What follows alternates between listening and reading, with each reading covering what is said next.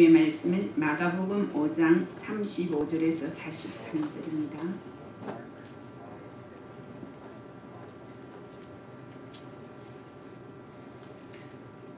교독하겠습니다.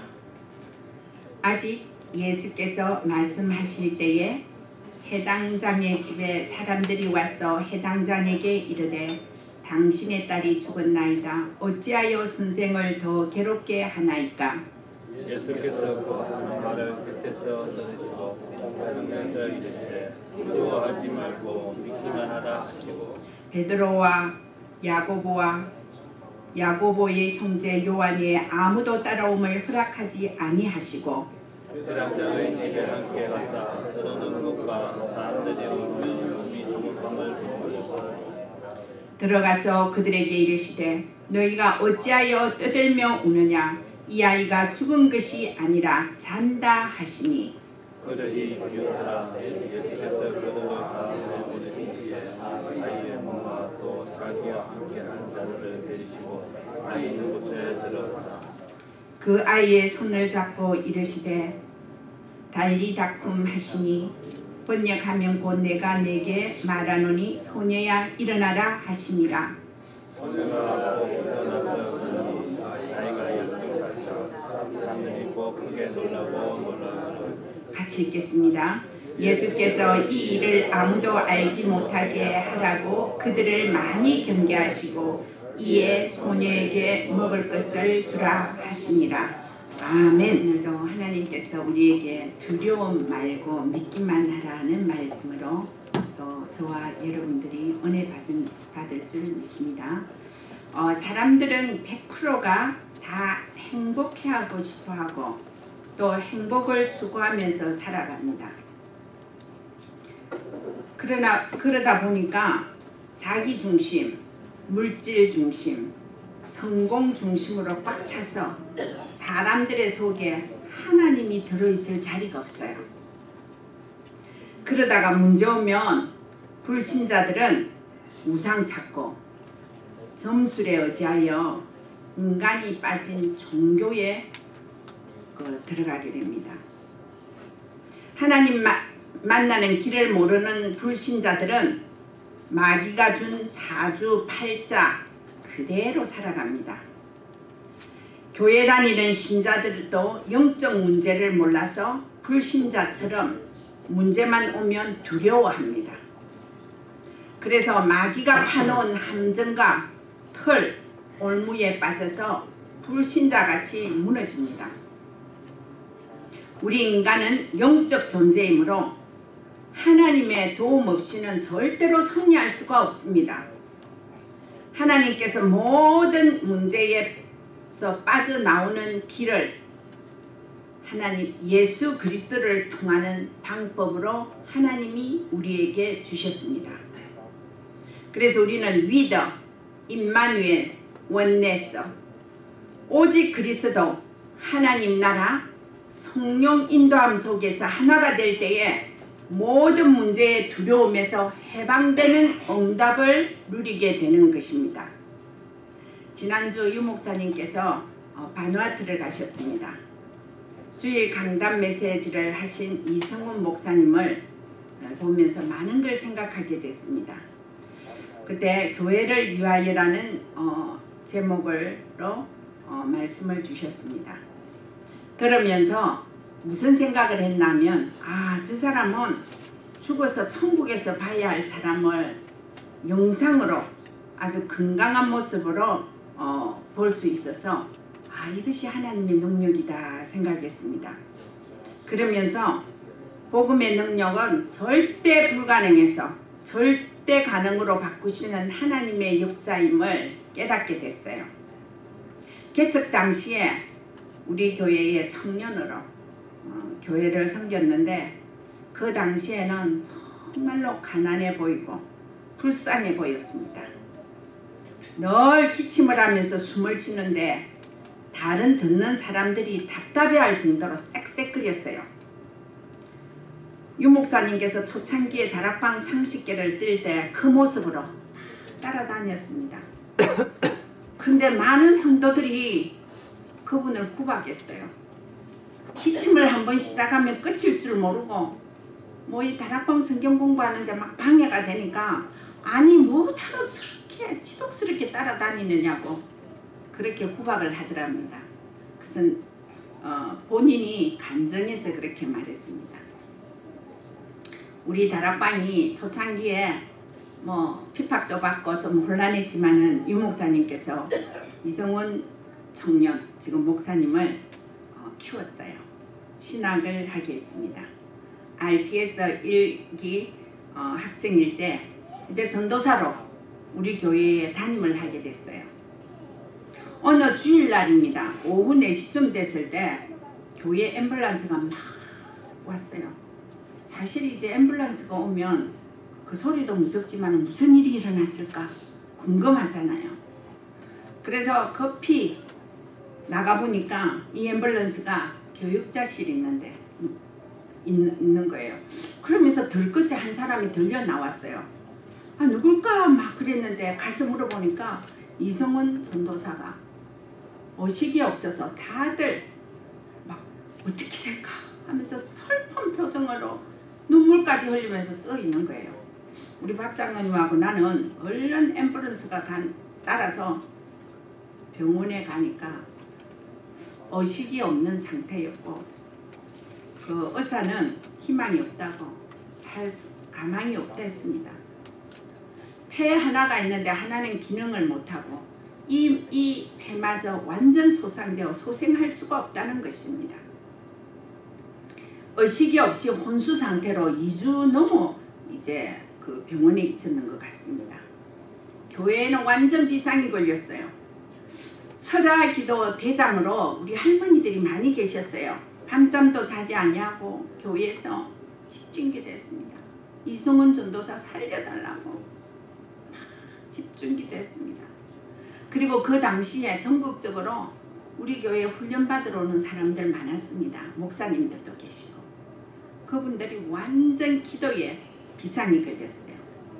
정말 그래서 온 우리 교단이 집중기도하게 됐습니다. 그 후에 이제 의식이 돌아왔어요. 그리고 병원에서 한 몇 달 있었던 것 같아요. 내 느낌에. 그래서 교회로 돌아왔는데 퇴원하고 왔지만은 저 사람 조금 있으면 천국 가겠다. 내 느낌에 그랬어요. 너무 절박한 상태였습니다. 그런데 하나님의 절대 섭리로 이성훈 목사가 정말로 살게 되었어요. 그리고 지금은 어떻습니까? 유 목사님이 오른팔 역할을 하는 것을 보면서 그 메시지 들으면서 하나님의 능력은 초과학적이고 초의학적이고 초능력적이다.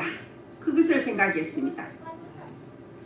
지난주 교회를 위해서라는 제목으로 그리스도의 참직을 선포하고 온 세계가 교회가 문을 닫는 이유가 뭐냐? 성도가 없었다. 그래서 우리는 밖에 나가서 정말로 그리스도의 참직을 선포하면서 전도해서 사람을 살려서 교회를 살리자는 내용이었습니다. 지금 이제 저는 생각하면 참 꿈같은 이야기입니다. 옛날에 절대 가망 없다 했는데 하나님의 능력으로 지금은 정인으로 어쩌면 다락방의 역사의 정인으로 선 것을 보았습니다. 오늘 본문을 준비하면서 사도행전 5장은 절대 불가능한 사건을 절대 가능으로 역사하셨어요. 예수님이 가는 곳에는 모든 문제가 해결됐고 치유의 역사가 사실적으로 일어났습니다. 지역의 역사를 보면 첫 번째 5장 자체가 치유의 역사예요. 5장 1절에서 20절 보면 그라사인 지역에 귀신 들린 자를 예수님이 고쳤습니다. 기층이 한 마리 두 마리 들어간 게 아니고 2,000마리 그 돼지떼기로 들어갔으니까 군대 귀신을 했어요. 절대로 이 문제를 해결할 수가 없습니다. 근데 예수님께서 그 힘들고 어렵게 살았던 그라사인 지방의 귀신 들린 자, 무덤가에서 자기 몸을 해하고 막 그랬습니다. 그 속에 있는 귀신을 쫓아내주는 역사가 있었습니다. 그리고 두 번째, 혈루증 걸린 여인을 고치십니다. 5장 25절에서 35절. 세 번째, 5장 35절에서 43절, 죽었던 해당장의 딸을 고칩니다. 하루인데 많은 일을 예수님께서 하셨습니다. 하나님은 전능하시며 복음은 모든 문제를 해결하시고 질병에서 해결해 주시는 하나님의 능력이십니다. 오늘 우리는 이것을 믿어야 하는 것입니다. 어느 지역이나 어느 가정이나 문제없는 사람이 없습니다. 한 가정에 불치의 병을 가진 자나 귀신 들린 자나 쉽게 말해서 자폐증 아이가 있다면 모든 가정은 환자입니다. 행복이 하나도 없어요.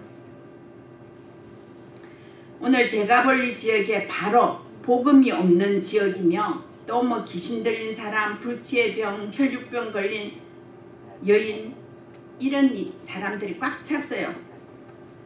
그리고 갑자기 어린 딸이 죽은 이런 현장입니다. 예수님의 오늘의 현장은 너무나 바쁜 현장이었어요. 그래서 예수님께서는 귀신 들린 자를 쫓아내고 가는 도중에 막 해당장의 딸이 죽었다고, 다 죽어가니까 해당장이 예수님께 무릎을 꿇으면서 말합니다. 우리 딸을 좀 살려달라고 간절한 마음으로 무릎을 꿇어서 이야기합니다. 그래서 가자 하면서 가는 도중에 사람들이 너무 많았어요. 따라 붙이는데 어떤 여자가 혈류병으로 12년을 고통당했어요.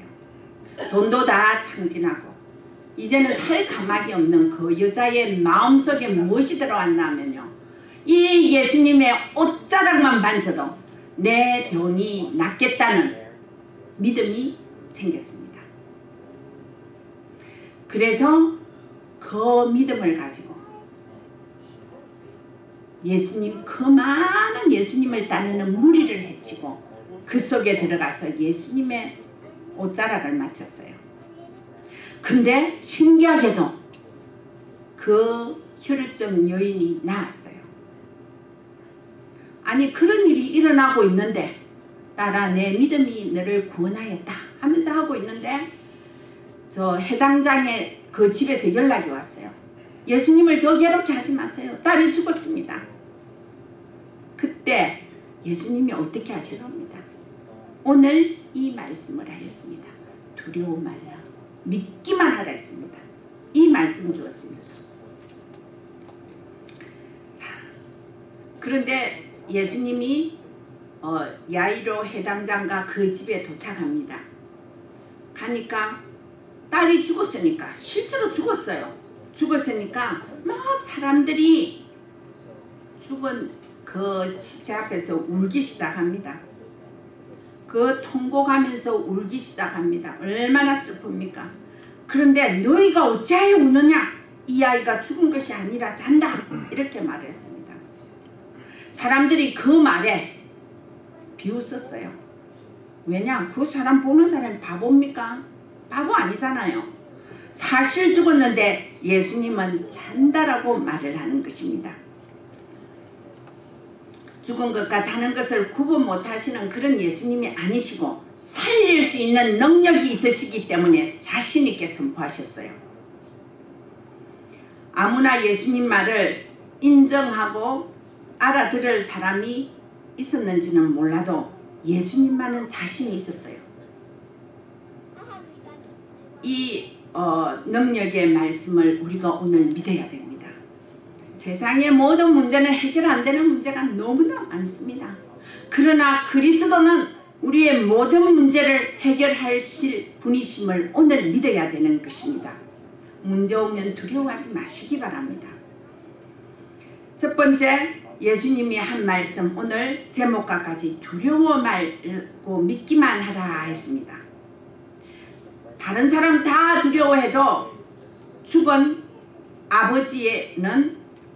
아이의 아버지는 두려워하지 않았습니다. 왜냐하면요, 그 현장에서 혈육병 걸린 여자가 낫는 걸 체험했습니다. 그분이 절대로 두려워할 일이 없어요. 아버지가. 그러면 되는 것입니다. 참 체험을 통하여서 이 아버지는 바로 두려워하지 아니하고 바로 우리 딸이 나을 것이라 살아날 것이라는 믿음을 가졌습니다. 사실 교회 다니도 예수 믿지 않은 사람들이 있습니다. 아는 사람 많아요. 교회 다니면서 예수님은 믿습니다. 그런데 그리스도의 능력을 믿지 않는 사람 많습니다. 또 예수님은 그리스도이시며 하늘과 땅의 모든 권세를 가지신 분인 줄 믿지 않은 자들이 많다는 것입니다. 예수님은 모든 문제를 해결하신 전능자이심을 믿어야 해요. 우리가 믿는 예수 그리스도는 우리의 모든 인생 문제를 해결하시는 전능자임을 믿어야 될 줄 믿습니다. 자, 며칠 전에 제가 어느 교회 전도사님이 계셔요. 그래서 한국을 갔다 오니까 갑자기 뉴저지에서 전화가 왔습니다. 나는 지금 애틀랜타에 있는 것이 아니고 뉴저지에 있다고 했어요. 왜 그러십니까? 그러니까 7살 여자아이가 그냥 죽었대요. 그래서 장례를 치러 왔다. 어떻게 해서 죽었습니까? 알러지가 있어가지고 호흡 곤란이 평소시에 있었는데 그날도 어디 간다 했는데 이 알러지 때문에 호흡을 할 수가 없어가지고 그래서 이제 막 급하게 병원을 갔지만은 그 아이가 죽은 상태였습니다. 그 아이가 평소시에 부모님들이 아이를 잘 키워보려고 부모님들이 많은 노력을 했어. 그래서 아이 어리지만 7살이지만 봉사활동도 하게 하고 또 부모들이 돈을 많이 들여서 많은 좋은 일들을 하게 했습니다. 그래서 사람들이 너무 슬픔을 가지고 그 아이 장례식에 700명이 왔대요. 그래서 장례식을 와서 같이 위로를 하고 막 그랬지만은 부모들이나 자기 가족들은 위로가 되는 것이 아니라 더 슬펐습니다. 그렇게 이야기했습니다. 죽음 앞에는 사람의 말이나 위로가 도움이 절대로 안 됩니다. 그래서 우리는 이 모든 문제를 해결하여 주시고 우리에게 평안을 주시는 예수 그리스도만이 우리에게 평안을 주시는 것입니다. 두 번째 말씀입니다. 소녀야 일어나라. 달리 다쿰. 네. 예수님께서 베드로와 야고보와 요한 죽은 아이의 부모를 데리고 시신이 누워있는 곳에 가서 갑니다. 그리고 아이의 손을 잡습니다. 달리 다쿰 외칩니다. 이 말의 뜻은 내가 내게 말하노니 소녀야 일어나라 그런 뜻입니다. 그래 소녀가 그러는데 소녀가 일어나서 걸었다 그랬어요. 나이가 12살이라 그랬습니다. 사람들이 크게 놀라거늘 이게 보통 일이 아니기 때문에 놀랐습니다. 불신앙하고 죽은 아이를 산다고 하고 비웃던 그런 사람들도 다 놀랐어요. 하나님의 능력 앞에 다 놀랄 수밖에 없습니다. 사람의 힘으로는 절대 되지 아니하지만 우리가 하나님의 능력 앞에는 사람의 수준과 기준이 아닙니다. 하나님의 능력 그 자체를 믿어야 됩니다. 이 가정에는 이보다 더 큰 기쁨과 응답이 어디 있겠습니까? 너무나 기뻤겠죠. 아무도 헤어보지 않는 일이 일어났습니다. 그 아버지에게 두려워 말고 믿기만 해라는 예수님의 말씀은 그 아버지는 그 말씀을 마음에 올인했어요. 성삼위 하나님의 능력을 믿을 때 그 가문의 문제가 올 아웃 됐습니다. 그리고 죽은 사람을 살아나지 않는 과거 생각, 죽은 사람은 살릴 수가 없지, 누가 살려, 하나님도 안 되는 거야. 그런 생각과 체질에서 아무도 할 수 없다는 그런 믿음에서 하나님은 할 수 있습니다. 올 체인지 됐어요. 예수님은 죽었던 사람을 부활시키는 능력이 있습니다. 그래서 우리도 죽으면 반드시 부활의 신앙을 가져야 돼요. 죽고 나면 끝이다 하는 것이 아니고 부활의 신앙을 가져야 돼요. 제가 어느 날 어디 그 용문산 거기에 수련회를 갔습니다. 갔는데 거기 가니까 그 무슨 갑사절이라고 절이 있어요. 그래 수련장은 따로 있고 절은 따로 있어요. 다 마치고 나서 이제 나 혼자 그 절을 구경 한번 해보자 하니까 거기 돈으로 한 지금 말하면 한 2,000원쯤 되는 것 같아요. 그때는 한 5원 정도였습니다. 그걸 주고 표를 사갖고 나 혼자 들어갔습니다. 근데 자꾸 스님이 따라갈래요. 이 안내하겠대요. 그래서 나쁘지 않아서 그냥 갑시다. 그럼 안내해 주세요 했어요. 그러면 이 절은 어떻고 하는데 제 마음속에는 뭐가 있습니까? 지금 수련회 한다고 그래도 성령 충만한 가운데 복음을 전해야지 하는 마음을 가졌어요. 가는데 제가 물었습니다. 스님, 저는 불교지를 잘 모르는데 불교에는 사람이 죽으면 사람으로 다시 환생을 한다든가 뭐 이런 죽으면 또 짐승으로 태어난다는데 그게 사실입니까? 그랬더만 예 그렇습니다. 그래서 어떤 사람이 사람으로 태어납니까? 어떻게 살다 죽어야 됩니까? 그랬어요. 글쎄 사람으로 태어나기는 좀 힘들다는 거예요. 그러면 스님은 이렇게 돌을 많이 닦고 또 이렇게 완전히 이 절에서 헌신하고 사시는데 스님이 돌아가시면 환생이 되시겠네요. 그러니까 아이고 무슨 말씀을 하시냐고 아주 겸손한 자기는 절대 사람으로 못 태어난대요.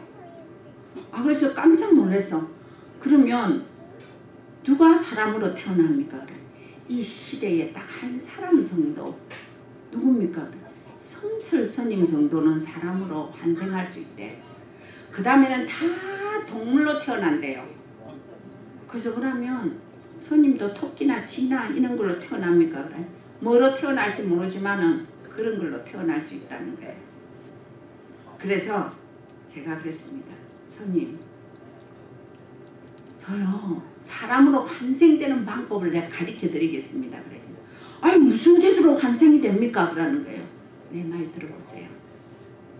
주 예수 그리스도를 믿으면 반드시 우리 사람으로 부활합니다. 그랬어요. 어디서 왔어요? 나 교회 전도사예요. 오늘 재수 더럽게 없네. 아니 스님을 전도하러 온 사람이 어디 있느냐고 나를 막 핍박하는 거예요. 그러면 확 가버렸어요. 그건 나하고 상관없습니다. 가도 내가 다시 걸어오면 되기 때문에. 저는 속이 시원했어요. 일단은 답을 줬어요. 오늘 마가복음 전체 저주, 재앙, 죽음에서 직면한 인간을 해방시켜 주신 그리스도이심을 믿으시기 바랍니다. 그 그리스도는 모든 문제를 해결하시고 우리를 부활시키는 힘을 주시는 것입니다. 이 세상을 살아가는 우리는 마귀의 자녀와 하나님의 자녀가 함께 섞여서 살아갑니다. 영적 사실을 모르면 마귀에게 속을 수밖에 없습니다. 마귀는 인간을 장악하여서 우리가 가는 길에 두려움을 가져다 줍니다. 이럴 때 인간적인 방법은 절대로 문제 해결을 할 수가 없습니다. 두려움에서 빠져나올 수가 없습니다. 이 문제를 해결하신 유일하신 예수 그리스도께서 이 문제를 해결해 주십니다. 우리가 살아갈 때는 어려운 일이 많습니다. 그때에 마태복음 11장 28절에 수고하고 무거운 짐진 자들아 다 내게로 오라. 내가 너희를 쉬게 하리라 했습니다. 자신 있습니까? 여러분 하나님의 자녀는 이 평안함이 있어야 돼요. 주 예수께 모든 것을 내려놓을 수 있는 힘이 있어야 돼요. 그리고 요한복음 14장 27절에 곧 나의 평안을 너희에게 주노라. 예수님이 주시는 평안은 세상이 주는 잠깐의 평안 아니고 하나님이 주시는 영원한 평안을 주시겠다 말씀하셨어요. 너희는 마음에 근심도 말고 두려워하지도 말라고 말씀하셨습니다. 오늘 이것이 우리 인생에 살아가는 데 힘이 돼야 돼요. 오늘 우리는 어떤 문제가 오든지 두려워하시지 마시기 바랍니다. 두려우면은 뭐가 온다고요? 형벌이 따른댔습니다. 우리는 하나님의 은혜 안에서 살아야 됩니다. 예수님께서 이 땅에 오신 이유는 우리의 이 모든 문제를 해결해 주시기 위해서 이 땅에 오셨습니다. 예수님을 하나님께서 이 땅에 보내신 것은 우리를 구원하시는 방법입니다. 창세기 3장은 아담과 하와가 지은 죄였지만은 지금도 그 속에 우리가 살고 있습니다. 구원이라는 것은 보통 것이 아닙니다. 그냥 잘 믿으면 구원받고 그 다음에 착하면 구원받고 이는 정도가 아닙니다. 구원이라는 것은 내 인생 전부를 바꾸는 것입니다. 창세기 1장 27절에 하나님의 형상을 회복하는 것이 구원입니다. 그래서 우리는 구원받아서 조금 내가 뭐 얻다는 게 아니라 하나님의 형상, 그때 아담에게 그 입으로 하나님의 생명을 후 불어넣어준 그 생명을 회복하는 겁니다. 자, 27절이 회복되면 28절은 따라오는 것입니다. 그들에게 복을 주시며 그랬습니다. 이게 평안의 복입니다. 우리가 살아가는데 평안의 복이에요. 달라 안 했는데, 노력 안 했는데 하나님의 자녀이기 때문에 이 평안을 주시는 것입니다. 그래서 이 평안을 누리는 것이 예수 믿는 거예요. 하나님의 자녀된 거예요. 구원받은 것인 줄 믿으시기 바랍니다. 주 예수께서 오늘 우리 마음에 두려워하지 말고 믿기만 하라, 이 말씀에 아멘 할렐루야로 응답하시는 축복된 날이 되시기를 주의 이름으로 축복합니다. 기도하겠습니다. 하나님의 은혜를 감사합니다. 오늘도 하나님께서 우리에게 주 예수 그리스도를 통하여 주 예수 그리스도를 믿고 또 아버지 하나며 두려워하지 말라 했습니다. 세상에 두려워할 것이 너무나 많습니다. 눈에 보이지 않는 사단이 우리의 마음과 생각과 삶을 주장할 때가 많습니다. 속지 않게 하여 주시옵소서. 주 예수 그리스도만 믿게 하여 주시옵소서. 오늘도 이 언약 잡고 가는 우리 사랑하는 성도들의 평생에 힘이 되게 하여 주시옵소서. 예수 그리스도의 이름으로 감사하고 기도 올려옵나이다. 아멘.